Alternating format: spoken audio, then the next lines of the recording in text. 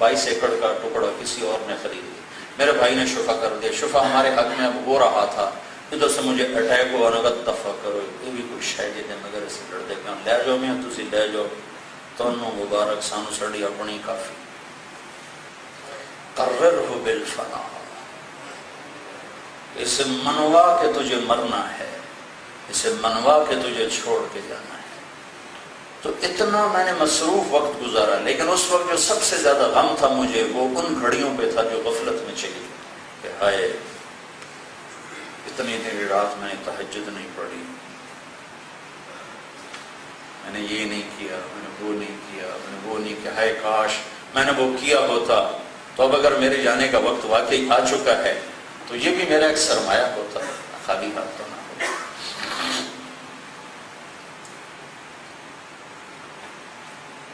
मैं पहले भी ये हजरत अली की नसीहत याद रखता हूँ, कहता भी रहता हूँ, लेकिन इसको मेरा दिल बोले, इस वक्त मैं जबान से ही बोल रहा हूँ, मैं दिल से बोल रहा हूँ। खिताबत नहीं है, फरियाद है, तकरीर नहीं है, नौहा है, अंदर से बोल। मैंने इसकी खवासत को करीब से देखा। मैं एक मजमून बयान किया करता था कि मैथमेटिक्स का उसूल है, बड़े से बड़े रकम को जीरो से ज़रब दो तो जीरो हो जाता है, 100 से करोड़ अरब 10 खरब इंटू जीरो इज जीरो। फिर उस पर मैं ये बात क्या करता था कि जिंदगी की बड़ी से बड़ी कामयाबी को जब मौत से ज़रब मिलेगी तो जीरो ही हो जाएगा। फिर हजरत मौलाना तारक जमील कोई नहीं कहेगा मैयत कदा चामनी है, मैयत कितने पे है, मैयत आ गई कि नहीं आ गई, सारे टाइटल जीरो जीरो। और उस वक्त मैंने आपको जीरो होते देखा, जो कोई एक मुझे हॉल उठ गया था कि सारे डॉक्टर, कोई डॉक्टरी का उसूल है, मरीज मर भी रहा हो तो उसे तसल्ली दो, इंशाल्लाह आप ठीक हो जाए। वो इतने सहमे हुए थे कि झूठी तसल्ली देने के लिए भी मुझे तैयार नहीं थे। सगा भाई बीच में खड़ा, खुद कार्डियोलॉजिस्ट है, वो मेरा सामना करने से घबरा रहा। फिर अल्लाह ताला ने असबाब को, पहले असबाब के खिलाफ किया कि मेरी इतनी 20 साल मेहनत को यूं तोड़ के दिखा दिया। फिर मेडिकल साइंस को यूं नाकाम करके दिखा दिया। तो मेडिकल साइंस ने कहा कि तारिक जमील अब नहीं बच सकता। अल्लाह ने जिंदगी को लौटाया। उन 2% में जो बच जाते हैं वो 2% माजूर होते हैं। मैंने मुसलसल अल्लाह से दुआ की, या अल्लाह अगर मेरा वक्त पूरा हो गया है तो मेरी बख्शिश फरमा। मैं तेरे बंदों के बारे में कभी किसी पे ज्यादती नहीं की, मैंने किसी की ग़ीबत नहीं करता, मैं किसी की चुगली नहीं खाता। मेरे दिल में दुनिया के तमाम मुसलमानों में से किसी एक के बारे में भी मेरे दिल में बुग़्ज़ कोई नहीं, किसी का जानी माली हक मेरे सिर में कोई नहीं, किसी के लिए मैं बदतमीजी का बोल नहीं बोलता, ना मैं सुनता हूँ ना मैं बोलता हूँ। अल्लाह ये तेरे बंदों के मामले में मेरा दामन साफ है, तेरे मामले में मेरा दामन दागदार है। तेरे दरबार में मेरी ख़यानत बहुत ज़्यादा है। वो तू खुद ही कहता है कि मेरा खाता बड़ा ही सौखा है, मेरे बंदों से काम ठीक करके आ जाओ तो मैं अपना खाते में काफ़ी सहूलत कर दूँगा। तो मेहरबानी करना या अल्लाह, मैंने तेरे बंदों के साथ तेरे हुक्म के मुताबिक पूरी करने की कोशिश की है। तो या अल्लाह अगर मेरा वक्त पूरा हो चुका है तो मेरी बख्शिश फरमा, और अगर मेरी ज़िंदगी बाकी है या अल्लाह तो मुझे माजूर होने से बचा।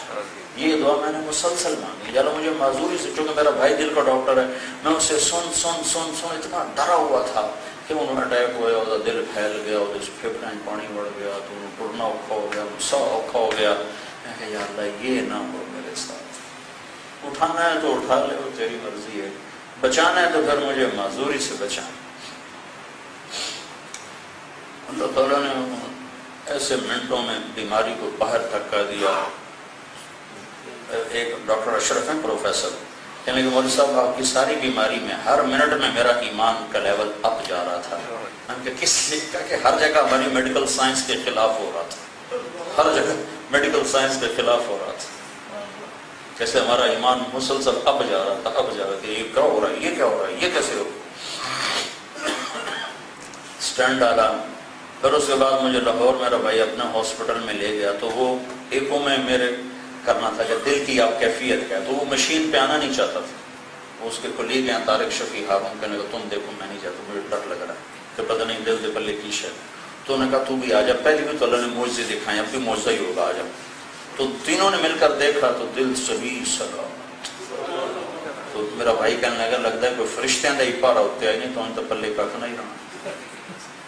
کرور ہو بالفنا، اس کے ساتھ میں نے تھوڑی آپ کو کارگزاری سنا دی کہ میں نے اس بیماری میں بہت کچھ سیکھا ہے، میں چاہتا ہوں میں شیئر کر لوں آپ سے کہ آپ جھٹکا کھائے بغیر یہ سب کچھ لے لیں، کہ یہ کچھ نہیں ہے جس کے لیے آپ بہت بڑے میاں صاحب، سیٹھ صاحب، شیخ صاحب، ملک صاحب، چودھری صاحب، پتہ نہیں کیا کیا جھوٹے لقب لیے کرتے ہیں، یہ سب ایسے جھوٹ کا پلندہ ہے، کچھ بھی نہیں۔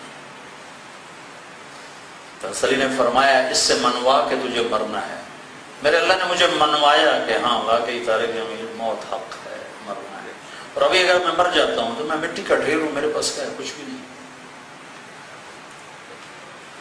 اور پھر آخری جملہ جو سارے مسلمان کی محنت کا طرز عمل ہے کہ میرے بیٹے فلا تبع آخرتک بدنیاک بل بع دنیاک بآخرتک، میرے بیٹے جب کبھی دین اور دنیا میں ٹکر ہو تو دنیا بیچ دینا، آخرت بچا لینا، یہ ہمارا طرز زندگی۔ اسلام آباد کا تاجر ہو یا وہ فیصل آباد کا تاجر ہو، طرز زندگی یہ ہے کہ ہم اپنی آخرت کو بچائیں، دنیا کو چھوڑ دیں۔ دنیا اور آخرت میں ٹکر ہوگی تو دنیا چھوڑیں گے، آخرت کو بچائیں گے، آخرت کو بچائیں گے تو دنیا بھی بچ جائے گی، ورنہ نہ یہ نہ وہ، دونوں ہاتھ سے گئے، نہ خدا ہے ملا نہ مثال صنم، نہ ادھر کے رہے نہ ادھر کے رہے، ایسا نہ ہو بازی ہار کے جائیں۔ تو میرے بھائیوں، اپنا طرز زندگی وہ بناؤ جو ایک مسلمان کا ہوتا ہے، تو اپنی ترجیحات میں آخرت کو آگے رکھتا ہے، اللہ اس کے رسول کو آگے رکھتا ہے، اس کی پہلی ترجیح اللہ کا رسول ہے، اللہ ہے، باقی چیزیں بعد میں ہیں، لیکن یہ ترجیحات ماحول سے بدلتی ایسے نہیں بدلتی۔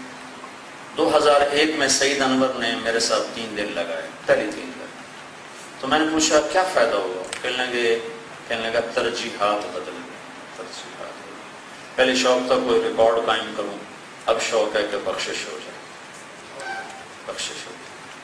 تو میری آپ سے گزارش ہے کہ یہ ماحول اور صحبت سے چیزیں آتی ہیں۔ آپ سب اہل ایمان ہیں، جب آپ بیٹھے تھے آپ کے چہروں کا رنگ اور تھا، ابھی کچھ اور ہے، میں نے کوئی جادو تو نہیں کیا، ہاں آپ کے اپنے اندر جو ایمان کا ایک سرمایہ، میں نے اس کو تھوڑی سی حرکت دی ہے تو وہ باہر نکل کے آپ کے چہروں پہ نمایاں ہو گیا ہے۔ اس کو اگر ایسا پانی ملتا رہے گا تو اس میں بہار آ جائے گی۔ اسے تو بار بار سننے اور سنانے کی ضرورت۔ تبلیغ میں یہ ماحول میسر ہے، یہ چیزیں میسر ہیں، اور اس میں نکلنا زندگی کا رخ بدلتا ہے۔ جنید جمشید انجینئر تھا، سول انجینئر، اور یہ لاہور کی یونیورسٹی کا پڑھا ہوا تھا، 8000 روپے اس کی تنخواہ تھی۔ اس کو پیپسی والوں نے جب 2.5 لاکھ روپے دیا گانا گانے کے لیے، پیپسی تو یہ 8000 لیتا تھا، 80 کی دہائی میں 2.5 لاکھ بہت بڑی رقم تھی، تو بقول اس کے کہنے لگا میں ہوا میں اڑنے لگا کہ 2.5 لاکھ روپے مل گیا۔ وہی جنید جمشید جب اس کی ترجیحات بدلی تو اسی پیپسی نے اس کو 4.5 کروڑ روپے کی پیشکش کی کہ ایک کیسٹ تیار کر کے دے دو، پھر توبہ کر لینا، 4.5 کروڑ پر ایک کیسٹ ہمیں تیار کر کے دے دو، پھر تھوڑی شیو کرا دو۔ وہ 4 مہینے لگا کے تبلیغ میں لگ چکا تھا، تو انہوں نے اس کی آخری منت کی کہ اب 4.5 کروڑ ہم سے لے لو اور یہ داڑھی مڈا دو اور 10 گانے ہمیں تیار کر کے دے دو، پھر داڑھی بھی رکھ لینا، توبہ بھی کر لینا۔ تو اس نے کہا اب یہ کام ختم، ترجیحات بدل گئی۔ 2.5 لاکھ پہ ہوا میں اڑتا ہے اور 4.5 کروڑ کو ٹھوکر مارتا ہے، اور اس وقت اس کی حالت کیا تھی اس نے مجھے بتائی کہ اس وقت میرے گھر کی حالت یہ ہے کہ میرے گھر میں ماں کی دوا کے لیے 100 روپیہ بھی کوئی نہیں، کہ میری تو کمائی صرف گلوکاری تھی اور مجھے کچھ آتا نہیں۔ تو جب ترجیحات بدلتی ہیں تو پھر ساری ترتیب زندگی بدل جاتی ہے۔ تو اب بھائیوں کی خدمت میں گزارش ہے، آپ سب تاجر ہو، اسلام کے پہلے مبلغ تاجر، پہلے دین کی اینٹ رکھنے والے تاجر، پہلا صدیق، سب سے بڑا کپڑے کا سب سے بڑا تاجر۔ 10 ٹاپ لسٹ کے صحابہ ہیں، ابو بکر، عمر، عثمان، علی، طلحہ، زبیر، سعد، سعید، ابو عبیدہ، عبد الرحمن بن عوف۔ ان 10 میں ایک بھی نہ کوئی ذمہ دار ہے نہ کوئی مزدور ہے، یہ سب کے سب تاجر ہیں، ایک بھی غیر تاجر نہیں، اور سب قریش ہیں، سب بڑے خاندان کے ہیں، ایک بھی غیر قریشی کوئی نہیں۔